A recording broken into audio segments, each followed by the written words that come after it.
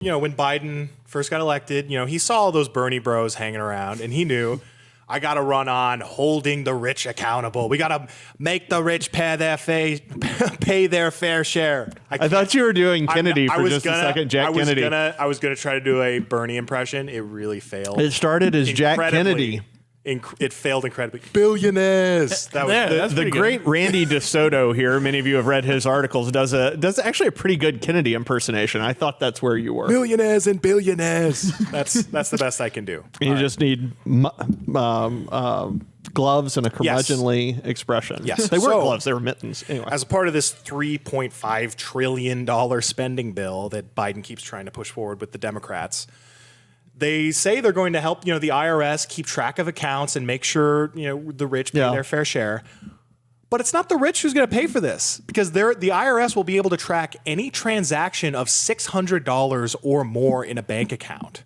So the people paying for that, it's not going to be... That's not the ultra wealthy. No, not at all. And we're already seeing the pushback from this because people are pulling out of their credit unions in droves. And, we got this quote from this, the head of a kind of credit union organization. He said, some credit unions are already seeing consumers withdraw their accounts because they are concerned about the possibility of this government intrusion. Any increase in compliance burdens ultimately lead to the higher operational costs that could impact service and credit unions' lending capacity. Every dollar spent on cumbersome compliance costs is one less dollar to lend to members. And to me, the bigger part of the story, even more so than that, was the fact that one of the groups that's most hesitant, that's most cautious about this, is minorities. So, another insider, another credit union insider said, we work with a number of minority banks across the country, minority depository institutions, and many of them are within our membership, have come to us, and their concern is that many are serving a community that have come from authoritarian regimes that have a natural distrust for governments and big government, and that is actually furthering or exacerbating those concerns. So they're very concerned with how they communicate to their customer base. So people have a reason to be scared. And congratulations on leaving Venezuela. Welcome to Venezuela. Welcome to Venezuela. Wow. Well, yeah, we had that meme go viral of the empty shelves comparing it to Venezuela. But it's really, Biden is bringing us there. The government keeps getting bigger and bigger and bigger. He wants to spy on everybody's transactions now. Where's this going to stop? Is it going to stop? Oh, I don't know. I don't know why it would stop. I mean, if you can get away with it, and thank heavens, Senator Sinema and Senator Manchin are pushing back on this and are just they are the absolute worst nightmare. Were you the one? Was one of you guys who was telling me earlier today there was a congressman who suggested, well, really, since West Virginia doesn't contribute to really takes more from the national budget than it contributes, that Manchin shouldn't have a vote? Was one of you guys telling me that? I don't. I can't remember who it was. It was somebody. Yeah. I think it was Joey Chester in the assignment team telling me that this morning. Yeah. I don't know why this would stop. The alarming thing, well, there's several alarming things about it, but to cloak it in this idea that, we're going to hold the rich accountable is just absolutely absurd. Yeah. I did some very quick math. The minimum wage in Arizona, where we are in Phoenix, it's $12.80 per hour.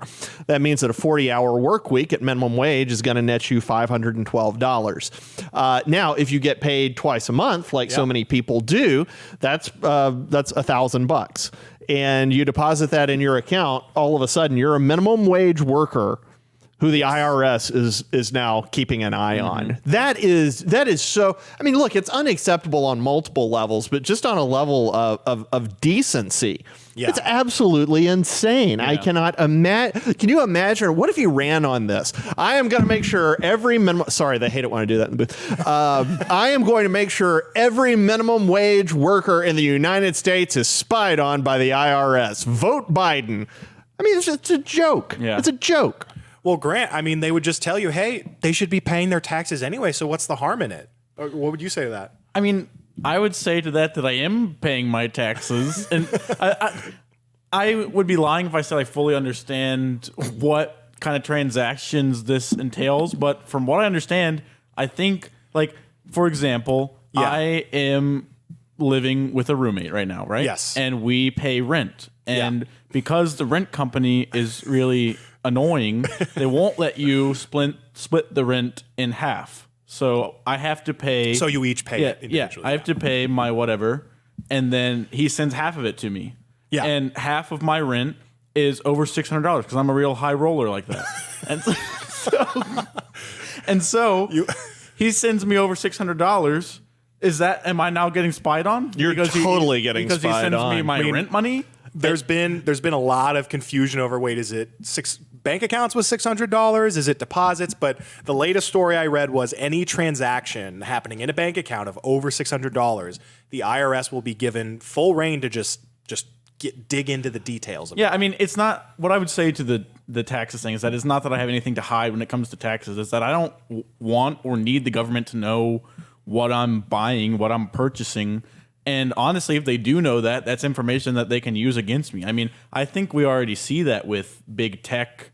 Every time you buy something, all of a sudden you start seeing all these ads on Facebook or Twitter or whatever. I don't need more people knowing about my bank transaction. That's my business. It's not the government's. Yeah, so first off, the roommate thing is very tricky. Watch out. I was in a situation like that one time. I got shorted. Seth, he works here, so if I ever find you, we will even the score, Seth. Yeah, but so it's almost anybody. I mean, I carry points on my credit card the whole year, and then I cash them out at Christmas to pay for Christmas presents and stuff. Mostly for me, but some for my kids. And that's going to be over $600. Yeah. So boom, bought Christmas presents. IRS is watching.